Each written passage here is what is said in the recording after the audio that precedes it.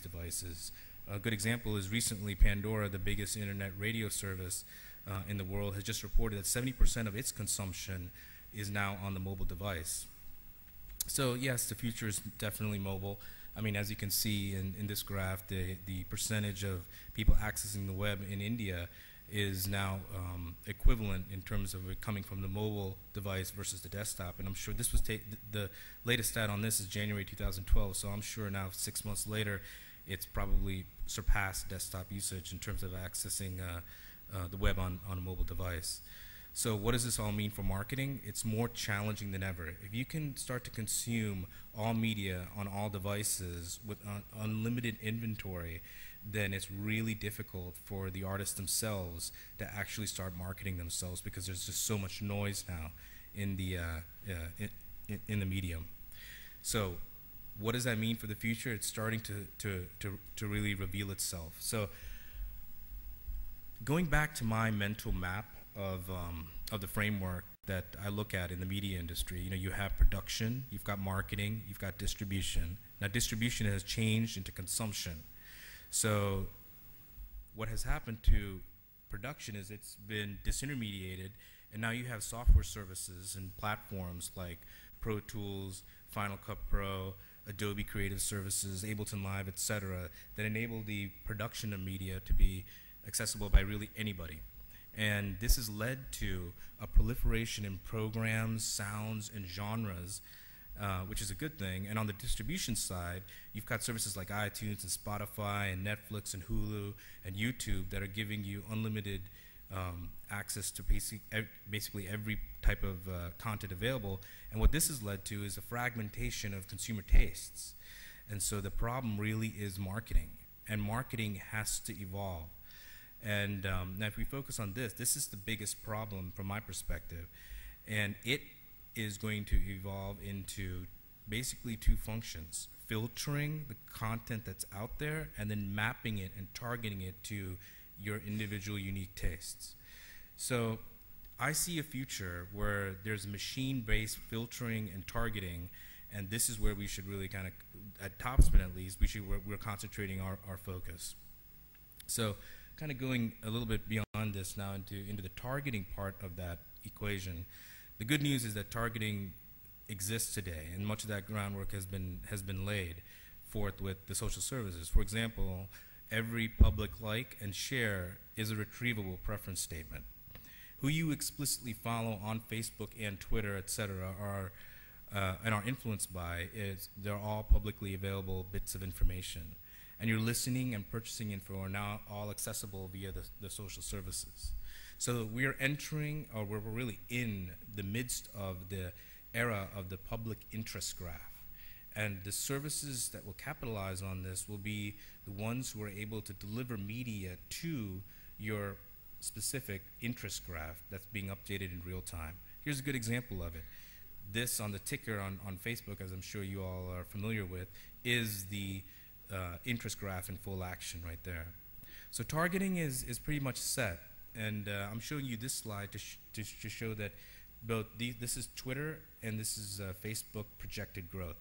And as you can see, the rate of growth there is growth every year, year over year, but that rate of growth is declining. So I'm showing you this to indicate where to focus your time, not necessarily on the targeting side of the equation, because there are established companies like Twitter and Facebook, etc., that are very defensible in their positions, and that would take billions of dollars to compete against. They've already had billions of dollars pre-IPO on Facebook in terms of investment. And so that really leaves filtering. And filtering is where the biggest problem lies, but it's also where the biggest opportunity lies. So filtering, it's really about your curation. As you can, you're probably hearing that word a lot in the internet these days. It's about establishing what your profile and your preferences are.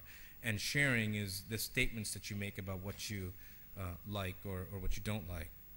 Now, the services that can converge those two trends and start to deliver this notion of trading in expertise or taste and influence will be the ones who will start to create a new marketplace.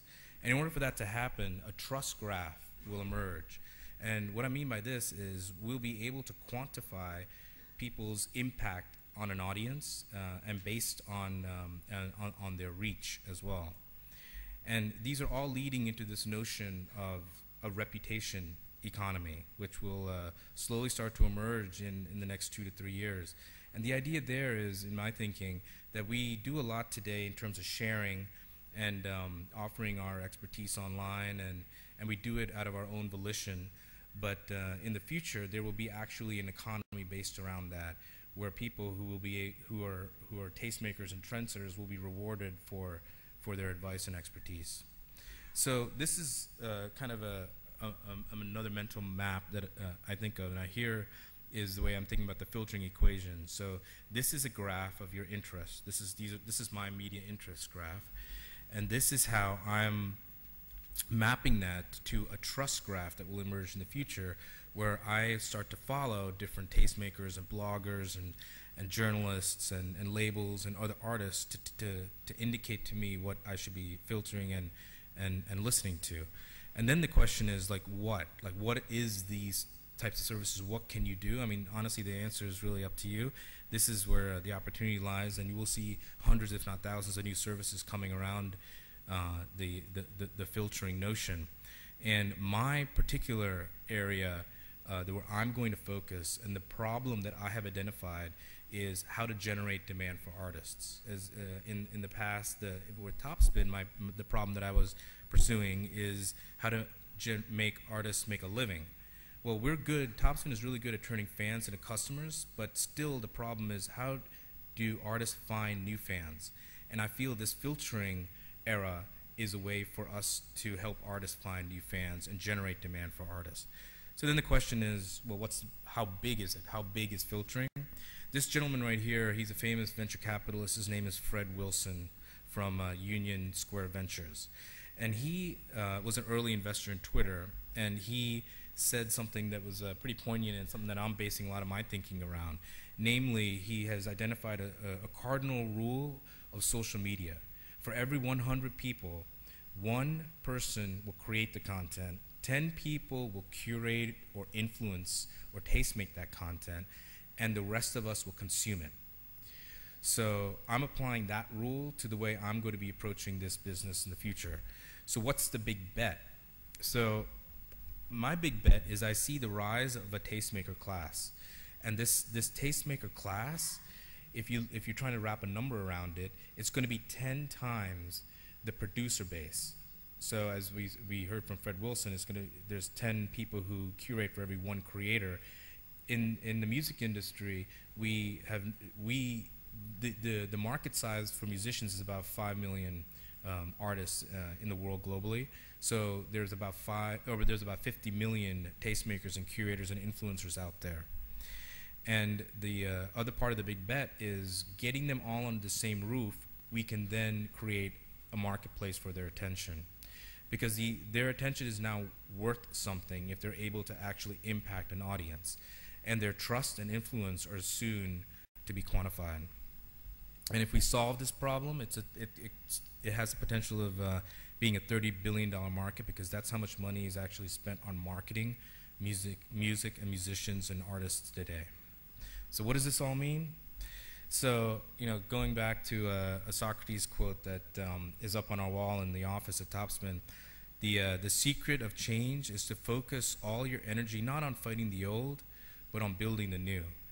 And the way I'm looking at it is, you've got the creator, you've got the people who filter, and then you've got the rest of the population. So what I'm saying to you now is, don't actually focus on the artist.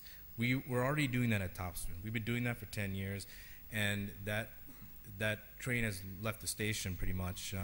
I wouldn't recommend new entrepreneurs really spending a lot of money, capital-intensive money, going after that market, nor would I suggest or recommend going after the consumer market. I would actually focus on a new marketplace of the filters and the tastemakers that are out there.